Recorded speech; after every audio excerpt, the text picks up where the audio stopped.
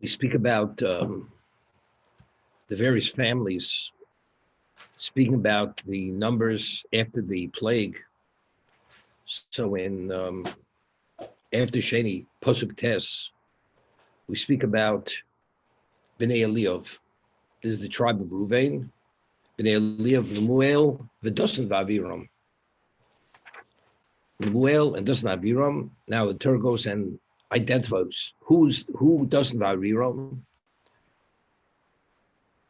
They are Dosan V'aviram, Kriye Ho'eda. For any public calling, they were the representatives of the tribe. Asher Hitzu al Moshe v'al Aaron, Badas Korach.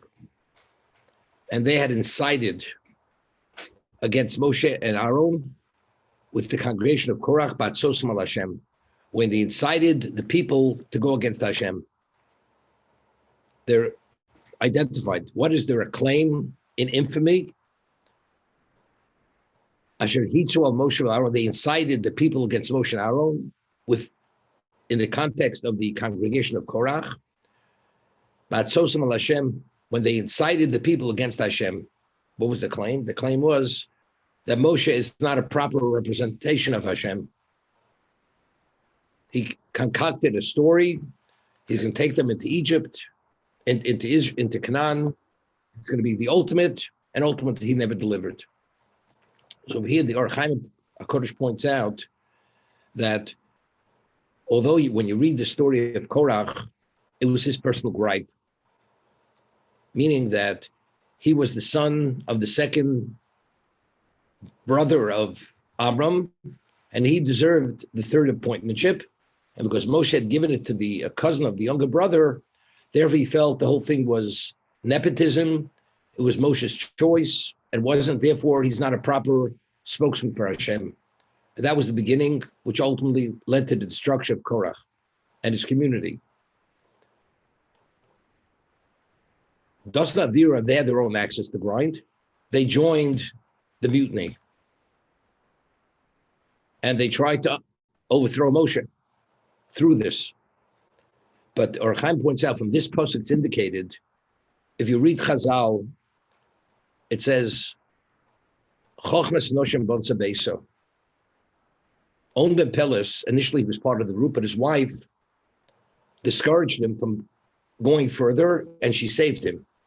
Because he said, well, the Korach's the leader, Moshe's the leader. If you're part of that group, at the end of the day, you're the same nothing. You're the same commoner. So what are you getting involved? It's not your fight. Korach wants to have the fight, let him have the fight. And as a result of that, she extricated him from the whole story. With Korach, his wife incited him. She was an evil woman, and she said, sure, your cousin, Moshe's the king, your other cousin, his brother's the high priest. They shear you like a sheep, and they wave you like a sacrifice, and all, you know what your value is? You're a heap of dung. This is what she says to her husband. So she really incited him. That, if that's the midrash, based on the pasuk in Mishlei. But the Or Chaim HaKadosh says, even though that may be true, that she was part of the incitement, but the main people who really led this mutiny and went against Moshe and Aaron were Dosan Aviro. They were the main culprits over here. And Torah points it out, because how they identified that they are the ones who incited the people against Moshe and Aaron within the context of Adas Korach, when they had Sosam al Hashem, when they incited the people against God. They were the main players. Korach, that was a personal situation. His wife incited him. But what led the mutiny on that communal level, that was Dosan Avira. So we once discussed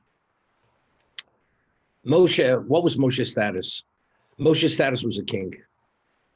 The law is that if a person defies a king, if a king tells you to wear a red tie and you wear a blue tie, and you don't follow his order, you deserve to be put to death. That's considered insubordination to the king. Whenever you're insubordinate to the king, you deserve to be put to death. But it's the king's prerogative whether he wants to act on it or not. I mean, Moshe, why did he tolerate Dosan Avira all the years? Initially, when he was the prince, the adopted prince, they informed on him. He had to flee for 60 years. He comes back as the Redeemer. Again, they're up to their own old shenanigans. Whenever they could create a problem, they create a problem. They leave Egypt. What happens? Now, it's interesting. Why did Moshe, one of the reasons why Moshe didn't go into Canaan, because it says that as Moshe and Aaron were going to see Paro, it says the elders were coming out from Paro. And they said to him, you've putrefied our names in the eyes of the king. Since you've come, things have gotten worse. Moshe immediately goes to Hashem, says, because they themselves made that comment to Moshe, Moshe was pained by it, and that precipitated the question which he asked. Lama, why did you make things worse rather than better? And why did you send me to be your agent?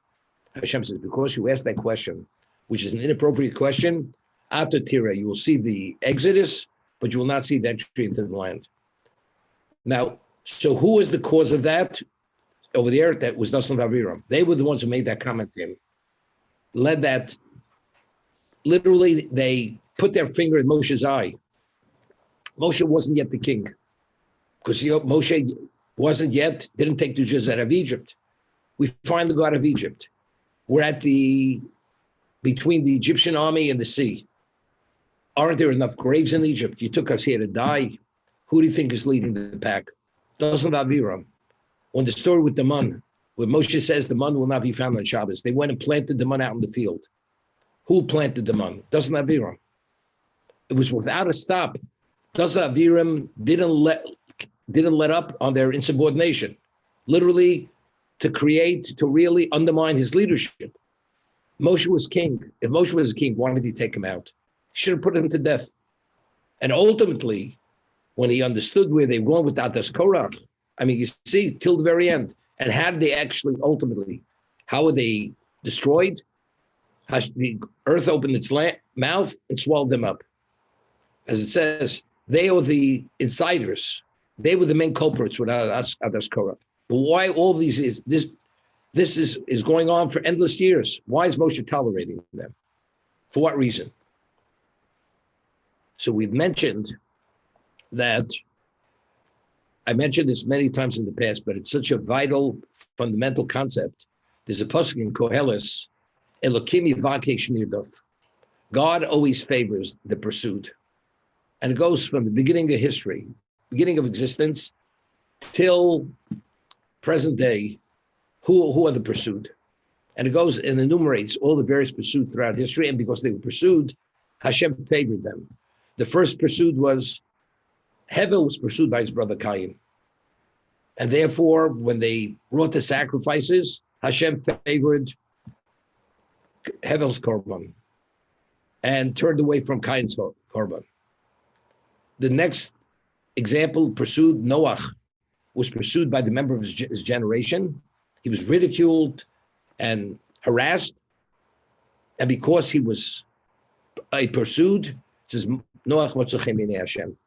Therefore, he was the only survivor of that of existence to survive the great flood with his family. Who was the next pursued? Avram from Nimrod. Nimrod threw him into the kiln. He was the pursued. Yitzchak was pursued by Ishmael. Yaakov was pursued by Esau. Yosef was pursued by his brothers. Moshe was pursued by Paro. He had to flee from Egypt. He was a fugitive.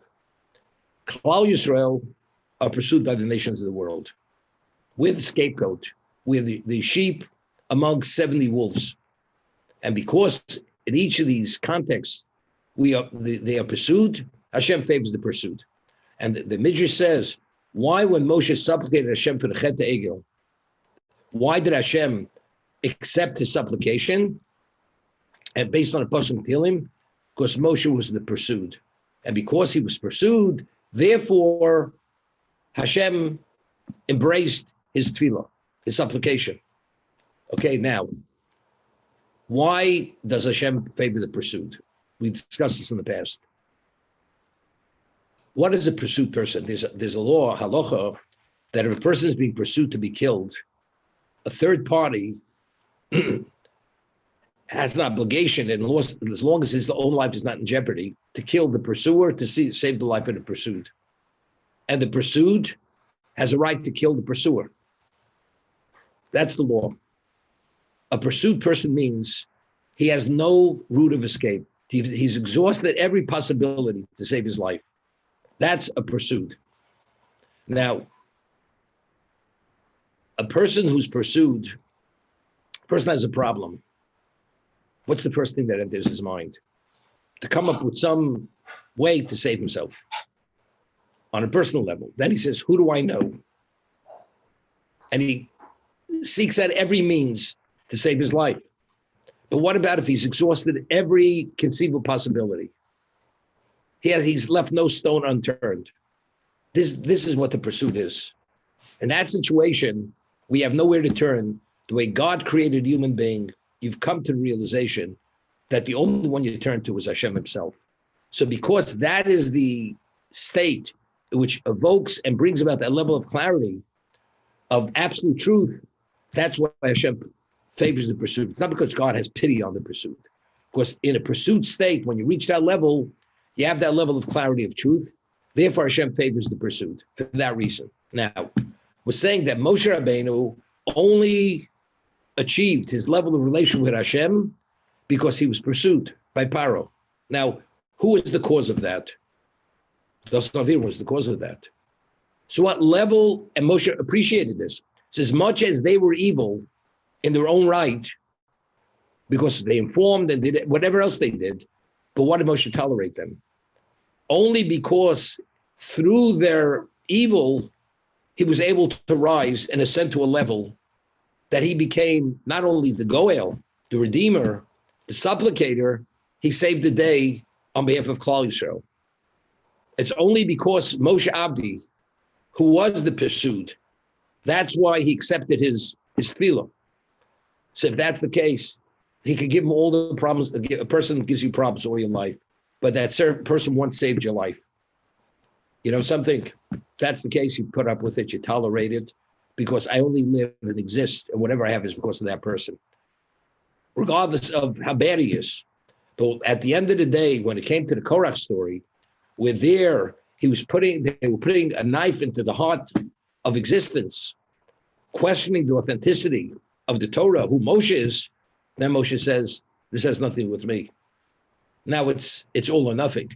Therefore, he said, even if Hashem has to create a new creation, which is no such thing as a new creation, let him and let them be swallowed up by the earth. And that was the end of the story. But until that point, regardless of what he had to endure and suffer through Dosnavir's unacceptable behavior, he put up with it because of his level of being a beneficiary of their evil act. That's how he explained it.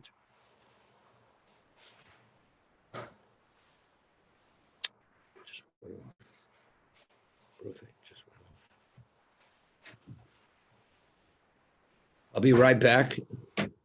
I just got blocked out.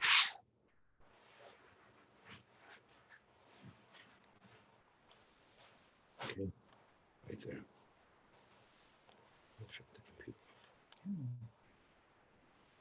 The recording.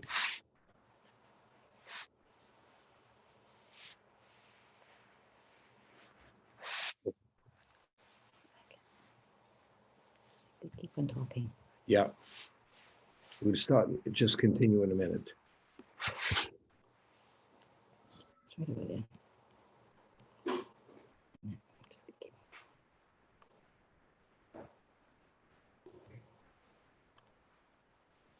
Okay. You're okay, Rabbi. You're fine.